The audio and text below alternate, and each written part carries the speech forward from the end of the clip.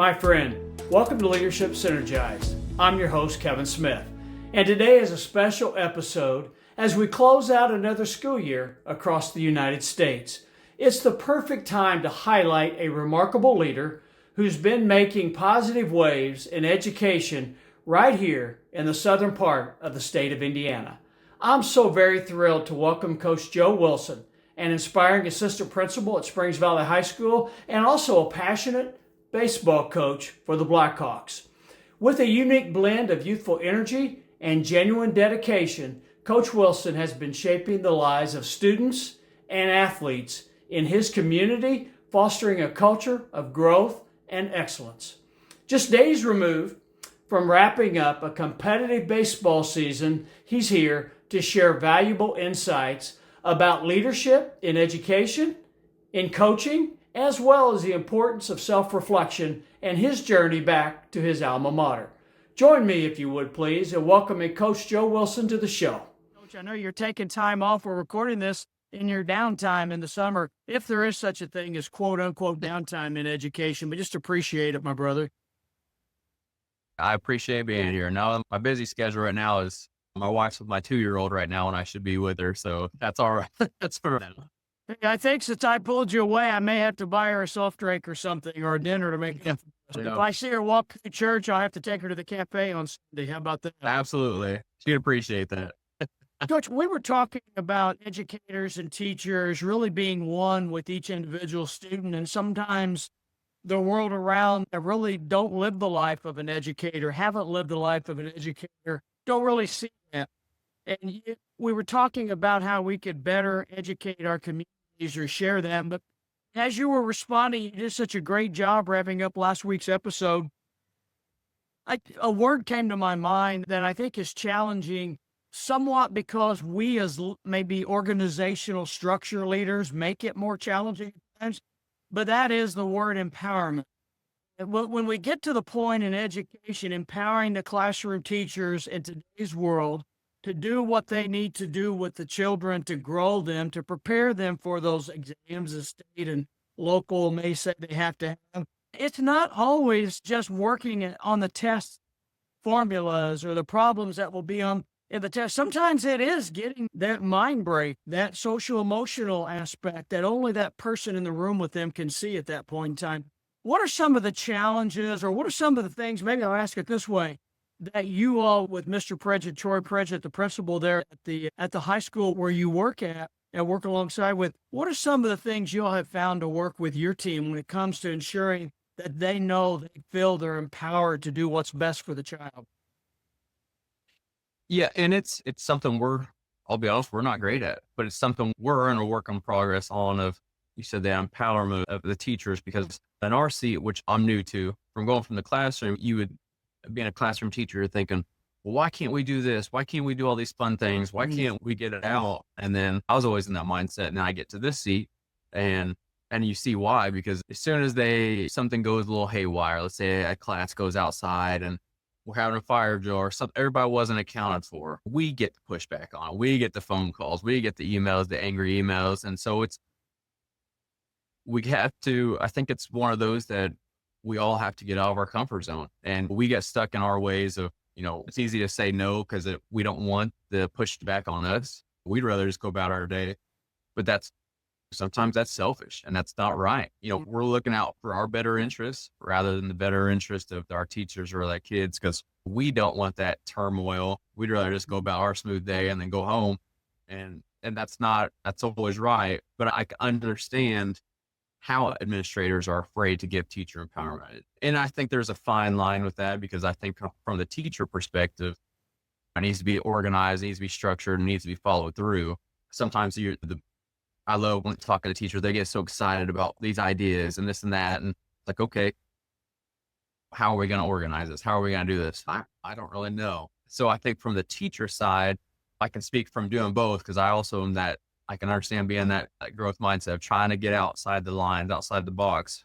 To any teachers who want to listen, make sure, be organized before you go present it. Because I can tell you, if a teacher comes and asks us, we're a little bit leery because if it's not done right, it's hard for us to put our neck on the line, I guess, if you will, to try something new, something that's not been done in our school. Cause it's so easy to get caught up in just doing things because we've always done it that way. And I hear that all the time, and I can understand because I understand both seats. I understand why administration doesn't always love it because it's easier just to say no to that. And I can understand how where teachers want to get out and about. So as long as I think there's just got to be a mutual trust and open communication, strong rapport between the staffs and the admin and it's that team effort where we all are ownership in this. Even though I'm primarily discipline or primarily this, teachers sometimes help me out with discipline or I help them out with this. It's got to be a team oriented system here or if not, then we're all just looking for our own title, our own description, our own responsibilities, and we're just looking out for our own best interest. And so I have to make sure I don't get that mindset where, again, I don't want to, it sounds selfish, but saying no to a field trip because I don't want that museum director to have to call me and complain to me about it. And that's not right, but that's making sure that it's not about you. It's about the betterment of the kids, betterment of the teachers, and just making sure we know our why and not just getting caught up on the negative and where we're at. Remember why we're in it, why we do it, and just keeping that on our mind. So, Coach, in our first episode, you mentioned and talked about a mentor you had at North Davies High School, located roughly about 45 minutes or so from where you're currently at at Springs Valley High School, French Lick. Mr. Jed Gerald's, you described him very well. Mr. Gerald's always been one, whether you're in the stands watching a ball game and a Coke spilled or popcorn spilled or that, he was always one that just went and did it. His respect has grown over probably more than 2 decades that he's served in the role as a building principal in that fashion. Just loved and respected by not only the community that he represents, but peers alike and educators around the state of Indiana and probably around the country.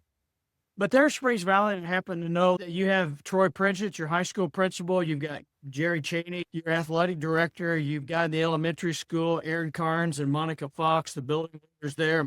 You've got Dr. Trevor Apples, the school superintendent. And you've got such mind share and experience at your disposal in that aspect. And I know you're one that likes to pull with questions and one that likes to, even with trial and error, get their advice and grow through them. But talk a little bit about how it's helped you overall. And I know you've alluded to this a little bit, stepping into your first administrative role, having that type of strength, if you will, that type of knowledge and talent around you that you can turn to. It's fantastic. I'd rather not Aaron or Monica know that I'm complimenting them, but I love working with them. I really am blessed because there's so many different perspectives, so many different experiences around here to where like Mr. Pritchett's been around the game for a long time. He's been a coach. He's been an ed. Mr. Cheney, him and I have coached against each other. I know he's coached a ton of years. Aaron and Monica, I know they're new to admin, but they've been in the classroom for many years as well as coaching. And Dr. Apple, same. They've all got a world of experience in different areas. And so I think I love it because everybody's, even in our small school, our small community, everybody's experience is a little bit different and we all see it differently. And so I know here in the high school, for example, I feel like sometimes in older kids, they don't always love education. That love of learning is almost lost a little bit after leaving elementary school. And I don't know why that is, or if that's just here necessarily, or just growth. They're just looking out. They're like, I want to get out of here, go work, make some money. Where up there or in the elementary, kids they just eat it up. And so I'm always trying to keep a mixture to where I don't try to get in that mindset of, yeah, let's hurry up and get these guys out of here, let them graduate, get out of here. I want to foster that elementary love for it because I'm so jealous that they get to see that every day. I've never been an elementary admin, but I bet it just seems like such a fun time. I'm sure they have their terrible days too, but just that fostering that love of learning and reading, and it just seems like so much fun. So picking the brains of everybody. I'm the young guy around, just trying to ask them questions, test them a little bit and see what their outlook is. And then I think if we just have open communication, open collaboration, we all have different strong suits to us. We all have where maybe one of us is not very good at saying no.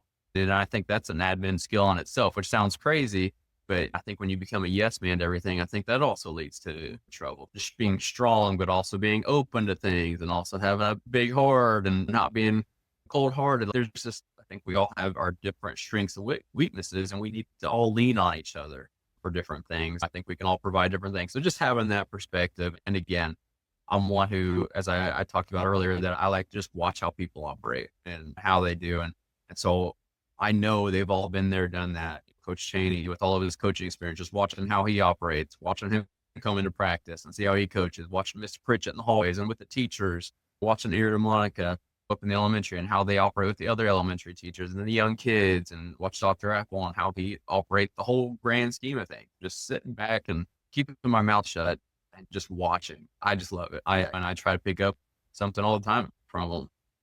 And so I'm very blessed. So I'm very thankful. And I still have connections I still talk with my North Davies people. And most of the time I call and razz them about something, but I know they're always there if I need it. And again, my experiences from Mr. Gerald's or Mrs. Berry or Mr. Mullen over there, or Dalrymple, and they still stick with me too. So just sitting back, learning, watching, that's just where I operate. And it's helped me out. And I don't plan on changing too much. I think if you come in thinking you're the smartest guy in the room, people are going to turn you off. And thankfully, I know for sure I'm never going to be the smartest guy in the room. So I never have that mentality, but I think it's dangerous if you do get into that. So I feel like your smartness is right where it needs to be, because you just described what John Maxwell has said, has challenged leaders with, rather than competing with one another. What would happen if we completed one another? And you just described that's what your team does.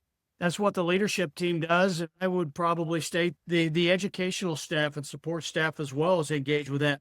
But Dr. Apple, Mr. Coach Wilson, as you were speaking there, one thing that came to mind is just how often I hear from leaders that man, I wish others around me would ask more questions so I can share some of my knowledge and experience. And at the same time, when I would ask them, if they're not asking, what are you doing, or have you approached them?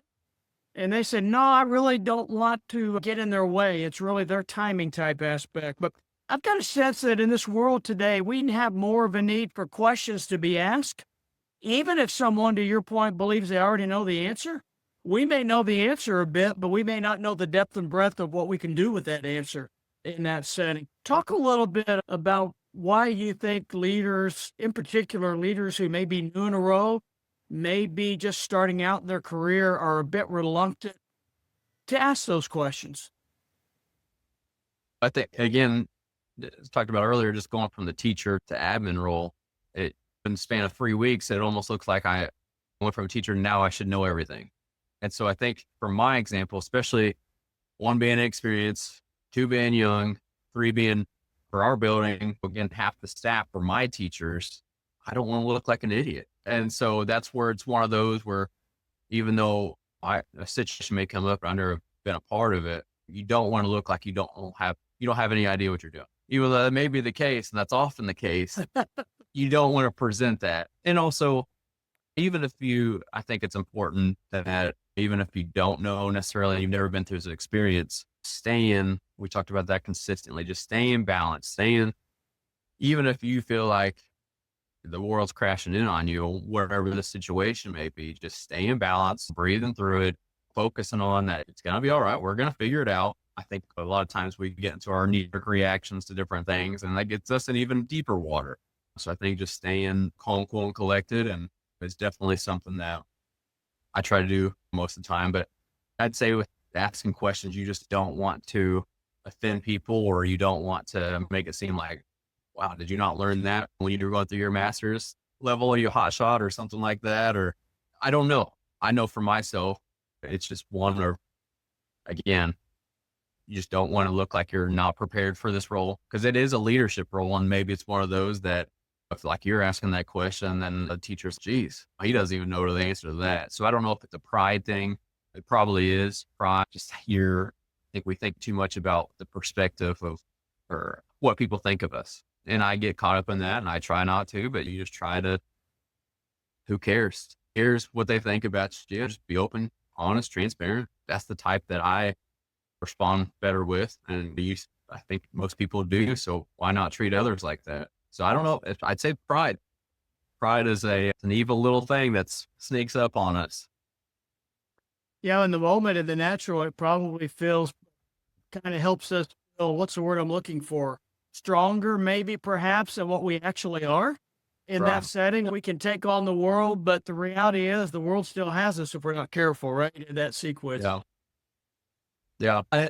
When my going back real quick, my first month in this role, my daughter was just born in July. I think it was mid-September. Mr. Pritchett, and again, I'm first year, first month in, Mr. Pritchett has open heart surgery. And on the same Friday, Dr. Ample also goes out with a medical emergency. Next thing I know, here I am, the young gun, the dummy of the group, and the school board president's calling me. He said, hey, you're up. You're the next guy. I go, you're kidding me, right? And he goes, no, you're technically the interim. I'm like, okay, we're in trouble here. And it's just one of those where then all of a sudden, again, everybody's looking. I can remember sitting in an executive session, a school board meeting. We're going through this and that. Joe, what do you think? What do you think here? And I'm like, in my brain, I'm thinking, I have no idea. I've got 3.5 hours of sleep last night from my daughter, right?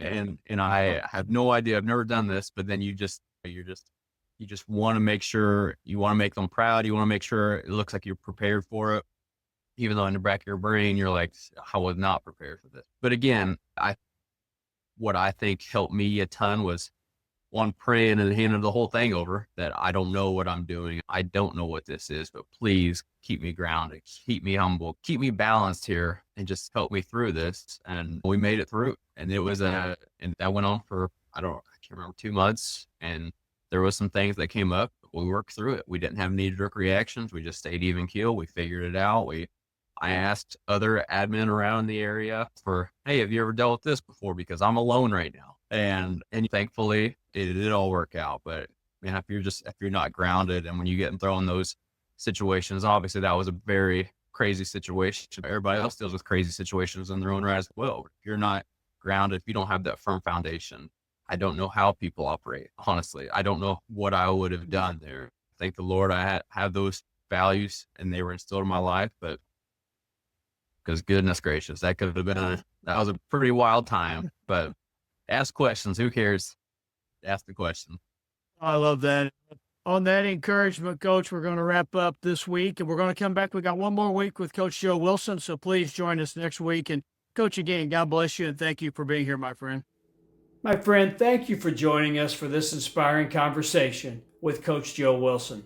His passion for education and his commitment to lifelong learning shines through in everything that he does, reminding us, all of us, of the importance of observing, reflecting, and staying true to ourselves in our leadership journeys. I hope that you have gained some valuable insights and inspiration as well to apply in your own life and work. Be sure to tune in next week as we continue our discussion with Coach Joe Wilson on those vital needs that ensure success in education. Until then, remember, leadership is about growing together, and every experience is a stepping stone to further wisdom and understanding. Stay inspired, my friend. Keep leading with purpose.